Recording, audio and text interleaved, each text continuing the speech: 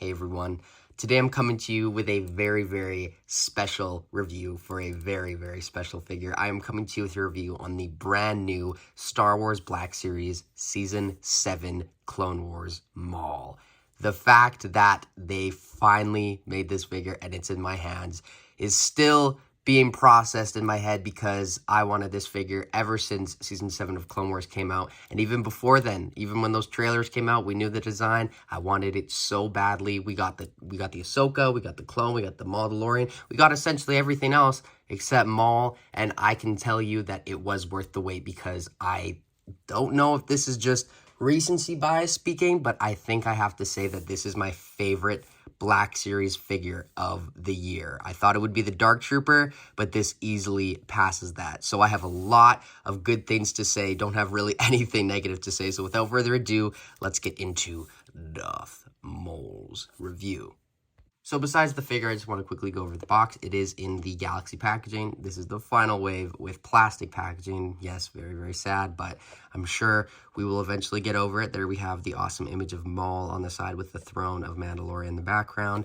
There we have the back of his box. He's number 11 in the Clone Wars line. His bio reads, Darth Maul, a deadly, agile Sith Lord. Darth Maul was a formidable warrior and scheming mastermind. He wielded an intimidating double-bladed lightsaber and fought with a menacing ferocity. That is a very, very accurate bio.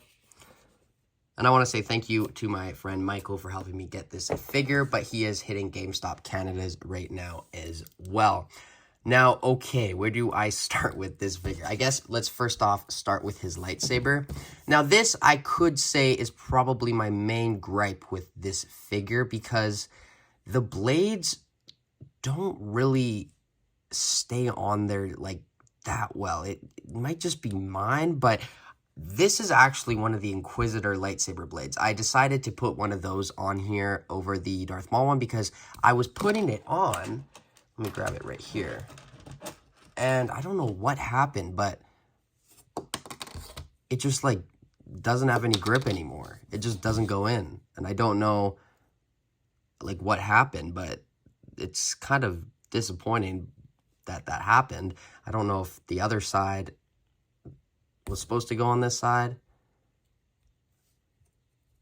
I mean, it doesn't fall off, but it's still very, very loose. So that is definitely a little bit of a gripe with me, but the other side does go in well. And if you do have an Inquisitor lightsaber or Inquisitor lightsabers, the Reva obviously came with 4 of them, so you do have some options there or backup just in case, but that is a little bit of a bummer. And the other thing is this lightsaber in the middle is very wobbly, and I'm not a big fan of that. You can, of course, take this apart. And one thing that very small gripe, but I wish the peg would have been on this one because there are arcs in the Clone Wars where he just has this lightsaber. And I feel like it would have made more sense for that to be on this side, but that's just a very small gripe of mine. And yeah, I feel like the lightsabers with Black Series always seem to not be the greatest. And I don't know if that's just me, but they do need some work for sure. But overall, it's not terrible. It does get the job done. I am tempted to glue this in because I don't think I'm going to have it without it, but you can take both blades off and you can put it on his belt right here. Like so, there is a little peg for it.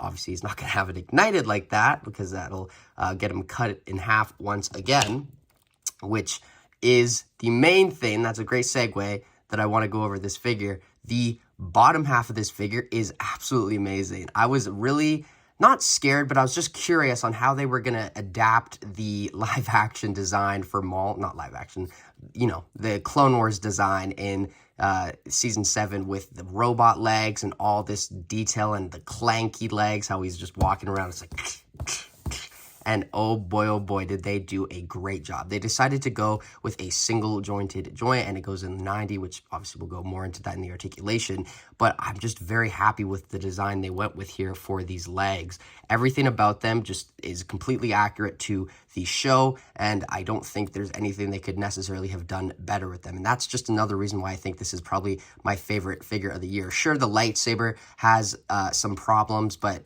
that's just something very minor, and I'm sure I can fix that with a little bit of glue, which I wish I didn't have to do, but, you know, it's Black Series. I've collected this line long enough. I know there's certain things that just can't be perfect, whether we want them to be or not. It's just how it goes.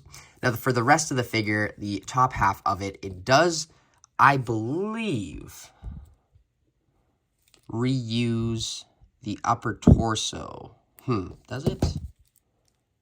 No, it does not, mind you. I don't think it does. They seem to be different torsos. This one seems to be a little bit more bulky, but still, regardless, the torso that they went with here is absolutely amazing. The overlay is just very seamless on this figure, and the butterfly joints just fit very perfectly into it. Now, the shoulder pads here do have that similar type of joint on some clones and troopers and whatnot, but you can put them full 360, which is always great to get, especially on a character like Maul, who's going to be definitely using his arms with all these poses that I want to get him in. Now, for the head sculpt, I think this is an awesome design that they went with. It is a little bit angry compared to a couple of the other Mauls. This one right here, actually, this one was very, very angry. The last one, I'll show these in the comparisons. I'm just looking off them at the side. And then the Phantom Menace one was just a flat expression. But this is a little bit in the middle, and I really, really like that. It just, something about it screams Clone Wars Maul, and I love the design they went with. I know some people have been mentioning that the reds on the torso and the head don't match, but if I'm being entirely honest, I don't see that. I don't see the difference there at all. Let me just put my light here if you guys can see that. Maybe just a little bit. I can definitely see a little bit more on camera, but still, it's not that big of a deal. Now, the horns, very, very spiky. I did notice that some of the paint kind of begins to start to chip off over a bit of time. I have had this figure for about a week now, so I have got a lot of posing in with him for sure. But other than that, the belt looks awesome. It is an overlay. One thing I do want to mention, very, very important, is this is very fragile in the sense that if you put this leg up too much, which it already has happened, there can get a little cut, or there is a little cut on there, which has happened with other figures, such as the Ahsoka and other figures with designs such as this, which isn't great, but I kind of just really want to pose this guy around, and if that happens, it happens, I guess. But still, a little bit of a problem. I'm just trying to find all the problems on this, but it is very, very hard for me to find them because I love this figure so much. Just the paint on this is absolutely amazing. I can't believe we have Season 7 Maul. But other than that, I think that's all that I want to go over here with the Maul. So let's get on to his articulation. Ahsoka Tano, is it? I remember when Season 7 of Clone Wars came out, me and my friends would always do the Darth Maul monologues from those episodes together because they were just so intimidating and so memorable. And I loved Season 7 of Clone Wars, and Maul was a big part of that. That's why I'm so happy to have this figure. But for articulation, the head goes up that much, down that much, side, full 360. Now, keep in mind, there is a neck joint, which does get a little bit more articulation for the head. So that is great articulation right there. There's nothing really wrong with that. Like, nothing. It's perfect. It's perfect, perfect, perfect, perfect. And the arms go out that much. There is a beautiful butterfly joint, which has a awesome range, which is, you know, sometimes it can be a hit or miss with Black Series and Legends for butterfly joints, but this Maul does not disappoint by any means, and it does go full 360.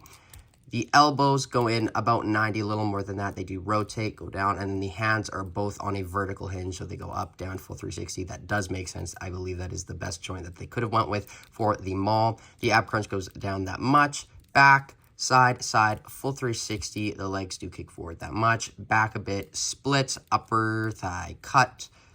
Single jointed knees for the robot legs, which look great. There is rotation there as well. And the ankles go up that much. And I love this. Look at how the circle just kind of continues when you go like that. I don't know. Just these little things get me very excited about this figure. And then the ankles go back as well, like so. And of course, he does have ankle rocker pivot, but absolutely fantastic articulation on this Darth Maul figure. So let's get on to some comparisons.